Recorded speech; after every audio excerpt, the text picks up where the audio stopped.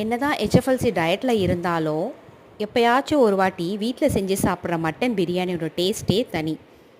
Slow cook பண்ண மட்டனோட கூடவே பாஸ்மதி ரைஸையும் நல்லா ஸ்ப்ரெட் பண்ணி அதுக்கேற்ற மேலே கொத்தமல்லி, புதினா, கரம் மசாலா எல்லாம் நல்லா மேலே தூவி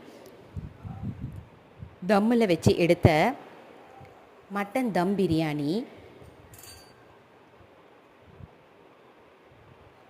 பிரியாணின்னா எமோஷன் என்ன வேணால் சொல்லுங்கள். இன்றைக்கி சண்டே ஸ்பெஷல் மட்டன் தம் பிரியாணி, முட்டை, அப்புறம் தயிர் பச்சடி.